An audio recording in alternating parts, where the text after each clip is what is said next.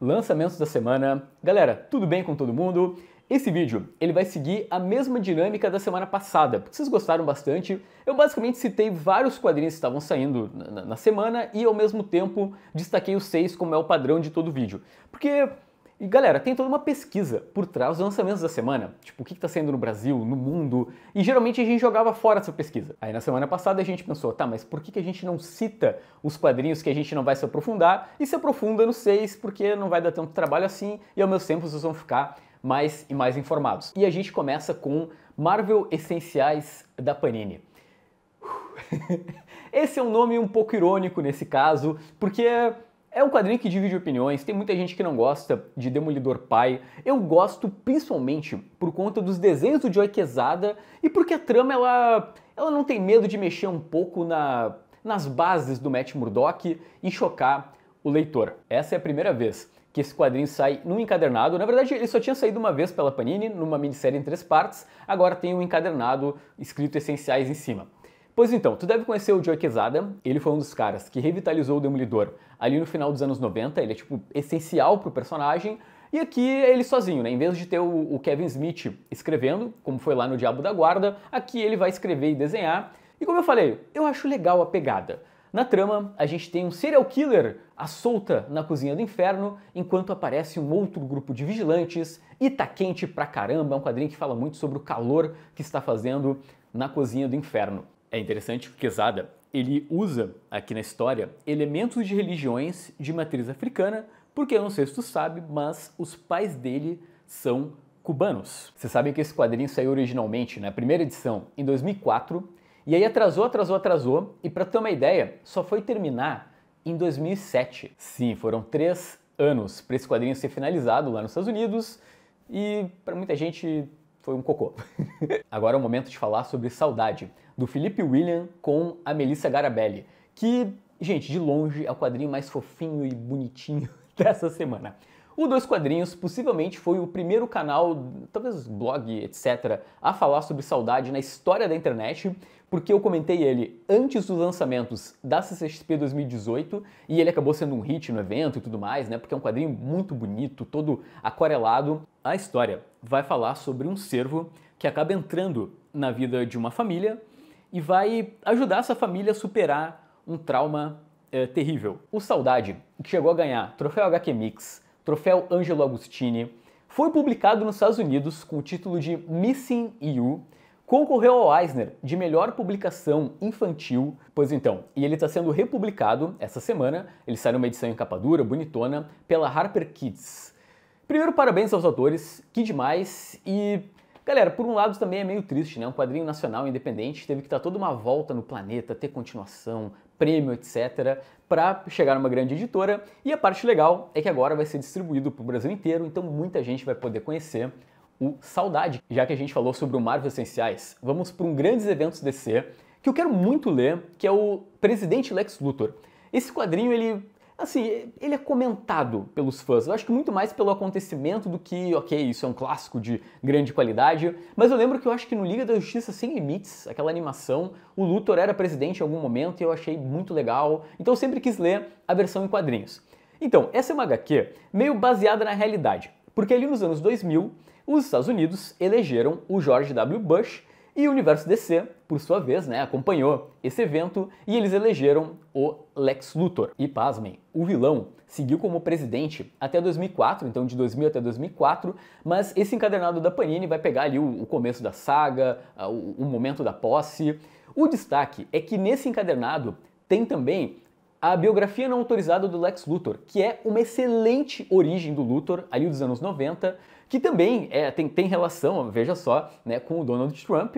Dá pra ver a similaridade entre a capa do quadrinho do Luthor e o livro do Donald Trump. Sinceramente, eu não faço ideia se essa origem ainda tá dentro da cronologia ou não, mas é uma baita de uma história, não se apega a esse tipo de bobagem, é legal, vale a pena dar uma lida. E veja só que curioso, estamos a poucos dias do segundo turno das eleições para prefeito, né, de diversos municípios aqui no Brasil, e a poucas semanas da eleição para a presidência dos Estados Unidos.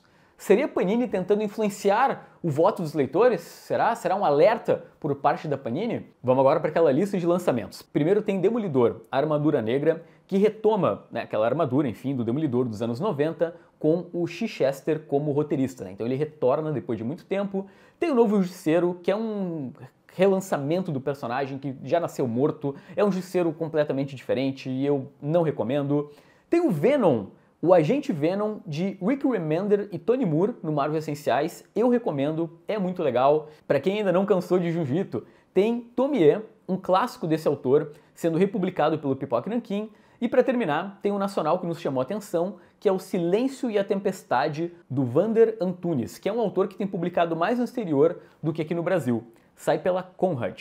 Chegou o momento da gente falar um pouco sobre luxo, mas não luxo aqui no Brasil, porque estamos nos lançamentos lá de fora e tem Arzak 50 anos, que é uma edição grande, bonitona. Bom, vamos lá, essa é uma criação do Moebius que foi revolucionária, arrebatadora e destruidora quando saiu na Metal Hurlan lá nos anos 70. E na verdade não era bem do Moebius, era de um outro cara, o Jean Giraud, que naquela época fazia Blueberry, que é um western que o Pipoca Nanquim está publicando, eu acho que tu deve conhecer. Pois então, em algum momento o Jean Giraud, ele talvez tenha fumado alguma coisa e teve uma ideia de fazer uma história silenciosa sobre um cara de chapéu voando num pterodáctilo, então ele juntava fantasia com ficção científica, e aí no meio disso ele resolveu ainda trocar de nome.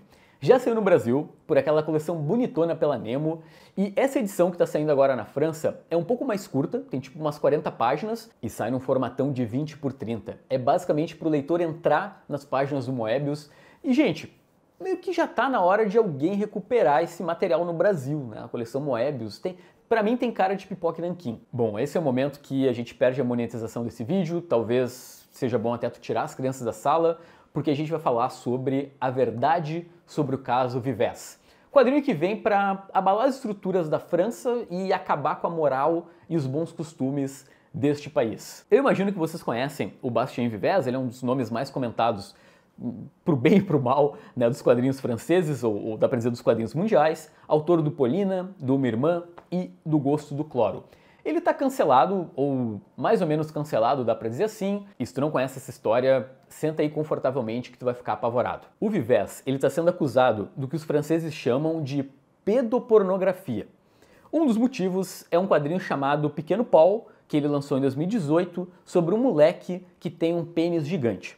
Ao mesmo tempo, ali em 2011, ele lançou uma HQ que a gente traduziu aqui como Os Melões da Ira, que é sobre uma menina com seios gigantes que é abusada numa fazenda. Bom, pro Vivès, isso é uma comédia, isso é liberdade de expressão, ele pode fazer o quadrinho sobre o tema que ele bem entender, e isso é assunto lá na França, sei lá, na TV tem gente discutindo sobre Bastien Vivès e o limite da liberdade de expressão. Como eu falei, um desses quadrinhos é de 2011, então a galera foi tentando cancelar ele ao longo dos anos, até que tudo explodiu ali entre 2021 e 2022, ele chegou a ter uma exposição na Angoleme cancelada, para tu ver o tamanho do problema que isso gerou. Aí o Vivès resolveu fazer o seguinte, ele pegou o limão e fez uma limonada, então o quadrinho que está saindo essa semana na França é ele comentando sobre o cancelamento, dando a percepção dele, e na verdade o que ele está fazendo é tirar uma onda com a situação como um todo, e aí a história tem ele sendo colocado numa máquina para saber se ele se excita ou não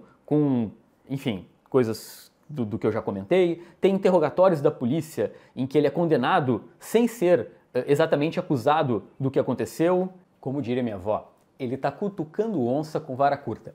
Então, se tu quer saber, os casos do Vivès foram para os tribunais? Foram, porque ele processou 5 pessoas que acusaram, que ameaçaram ele de morte, venceu todos os processos, mas ao mesmo tempo ele ainda vai ser julgado por esse crime de pedopornografia que eu falei ali no começo, e ele não se importa de lançar um quadrinho desse no meio desse turbilhão. Vamos falar sobre Mark Waid para terminar?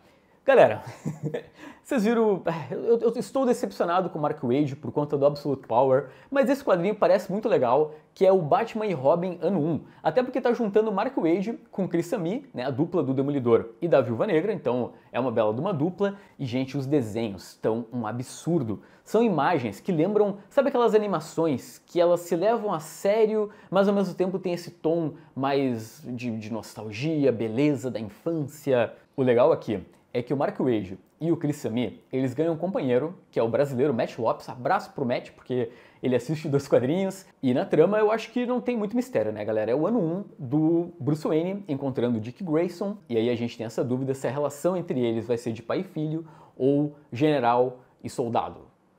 Lista de quadrinhos que estão saindo lá fora essa semana. Mais uma republicação, Hellblazer agora em ônibus, pegando toda a fase de Amy Delano. Tem a última edição do Asa Noturna, do Tom Taylor com Bruno Redondo, para a tristeza de muitos e para a alegria de alguns.